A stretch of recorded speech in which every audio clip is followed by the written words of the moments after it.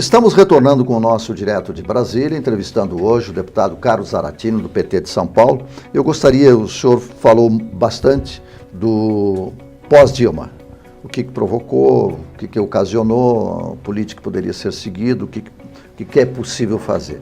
Mas nós temos um histórico lá atrás, em que nós acompanhamos muito de perto e que, me parece, remete ao que se transformou esta crise política. Nós tivemos a CPI dos Correios, nós tivemos Mensalão, depois nós tivemos a CPI dos bingos, tivemos a CPI dos anões, e o Congresso Nacional vem vindo de escândalos.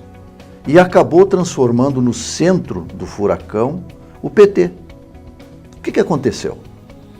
Bom, como você falou, esses escândalos vêm desde sempre, certo? Você falou da CPI dos anões, CPI das ambulâncias, CPIs... dos bingos. Do orçamento, dos bingos, isso aí nunca envolveu o PT. Né? Na verdade, a partir daquela CPI do fim do mundo, que a gente chamava assim, né? Ela é uma CPI que resolveu investigar o PT. Né? Ela tinha um foco, que era o objetivo derrubar o Lula naquele primeiro mandato do Lula. Impedir que ele, ou pelo menos impedir que ele fosse reeleito. Você se lembra que os tucanos falaram, não, vamos deixar ele sangrar que a gente ganha a eleição. E perderam, né? O fato é esse. Na história do Brasil, o que a gente viu? Sempre que a esquerda ou setores nacionalistas avançaram, a direita levantou a bandeira da corrupção, do combate à corrupção. Getúlio Vargas, em 1954, ele foi pressionado a ponto de dar um tiro no peito, certo? Porque era acusado do mar de lama. Depois nada se provou. Juscelino Kubitschek tentaram impedir a posse de Juscelino. E depois ele foi cassado, né, alegando que ele tinha um triplex em Ipanema.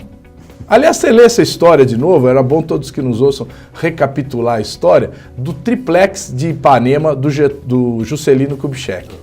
O João Goulart foi derrubado porque era comunista e corrupto, certo? E depois, todos aqueles que levantaram a bandeira contra a corrupção, atacaram o João Goulart, como Carlos Lacerda, Adhemar de Barros, foram caçados também pela ditadura militar.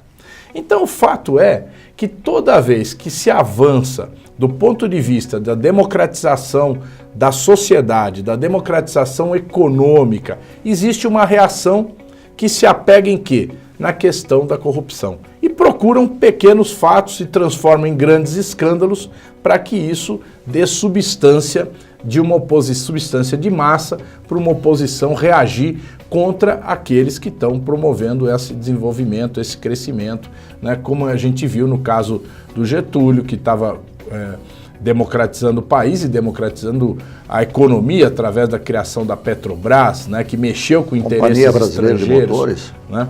Com a Volta Redonda, com Companhia Siderúrgica Nacional. Companhia Siderúrgica Nacional. Juscelino, que descentralizou o país, construindo Brasília, trazendo a indústria automobilística.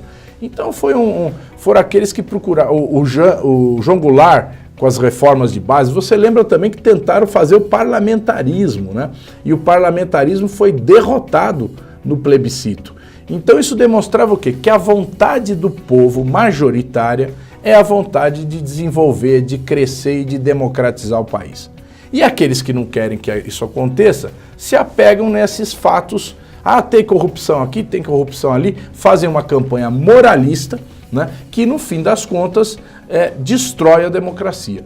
Eu não estou dizendo aqui que a gente não deva combater a corrupção. Aliás, quem fez combate à corrupção na história do Brasil foram os governos do PT. A lei das organizações criminosas foi no governo do PT. A lei da anticorrupção, o projeto foi do Lula, eu fui relator na Câmara e a Dilma sancionou, certo? Então, a lei de responsabilidade fortalecimento, a lei de responsabilidade fiscal foi do Fernando Henrique. O fortalecimento da Polícia Federal e do Ministério Público foi obra do PT. Então, se você observar, quem tentou e trabalhou para moralizar o país foi o PT. Então, Agora, se utilizam disso, uma parte desse aparato policial e judicial busca combater o PT hoje, até porque o extrato de classe dessas pessoas, muitas delas são da elite, né? São cargos concursados. Então ali no Ministério Público e no Judiciário, ninguém foi eleito, foi todo mundo aprovado em concurso.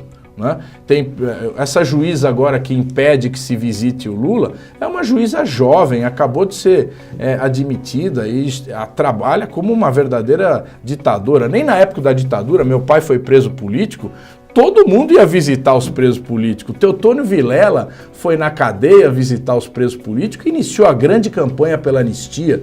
Né? Então, nunca houve problema em relação a isso na ditadura militar, que era muito mais difícil do que hoje. E hoje a gente vê essa verdadeira ditadura de um setor do judiciário que quer retroagir nas conquistas democráticas do país. Deputado, nessa linha, como é que o senhor vê essa questão da condenação na segunda instância? Olha, a questão da condenação de segunda instância. A nossa Constituição, ela diz lá, certo, que tem que ter todo o trâmite, tem que haver o transitado em julgado para que haja a condenação definitiva e, portanto, a prisão. Então, isso está na Constituição e isso é cláusula pétrea da Constituição. Isso não pode ser alterado. Então, quando o Supremo, por uma estreita margem de 6-5, altera esse entendimento, nós consideramos um grande equívoco. Pode ser alterado, sim, por uma nova Constituição. Então se convoque uma nova Constituinte e a nova Constituinte pode alterar esse ponto. Mas a nossa Constituição estabelece essa garantia democrática nos processos. Então nós temos que cumprir isso. Não é possível agora se estabelecer uma alteração por conta de uma maioria eventual de apenas um voto. Só então acredita que a decisão de 2016 em relação à condenação em segunda instância foi equivocada pelo próprio Supremo? No nosso ponto de vista foi, e tanto é que nós estamos lutando para que haja uma revisão dessa visão. O que a Carmen Lúcia fez, no nosso modo de ver? Ela manipulou a discussão, ela poderia ter colocado a voto a ADC, que discute o tema, certo? Mas ela preferiu personalizar essa discussão em torno do habeas corpus do presidente Lula. Então, ela manipulou, no nosso entender, ela operou, ela obstruiu a própria discussão do STF ao trocar a ordem das coisas. Deveríamos ter discutido, eles deveriam ter discutido em primeiro lugar a ADC, ação direta de constitucionalidade, para depois discutir os habeas corpus específicos de cada um dos condenados. Agora, deputado, é muito difícil para nós que moramos na planície aceitarmos que existe um trânsito em julgado num tribunal que não julga. Nós temos decurso de prazo, nós temos 18 anos para julgar 10 anos para depois um ministro dizer que não era pertinente a ação. Então, num tribunal que não julga, a gente pensar em trânsito julgado não é contribuir para que ninguém seja punido? Olha, para você chegar com uma ação no STJ ou no STF, não é qualquer ação que chega, não é qualquer uma que chega. Às vezes você questiona a decisão de segundo grau e ela não sobe para o STJ, ela não é aceita nem pelo STJ nem pelo STF. Existem filtros, esses filtros são aplicados. Né? Muitas vezes as pessoas recorrem e o recurso dela não caminha. Então, essa questão toda, existe toda uma lentidão da justiça, isso a gente concorda. Né? Você vê o caso do Azeredo aí, 20 anos. Maluf, 18. Anos, né? Maluf, são casos que tinham que ter sido julgados muito tempo antes. Nós não estamos aqui. Agora, o fato é, você não pode romper uma garantia constitucional pela conta do atraso. Vamos resolver o problema do atraso, mas não mudar aquilo que está garantido na Constituição. Mas isso foi mudado, né, em 2016. Não. Em 2016 foi mudado o entendimento da Constituição. Sim.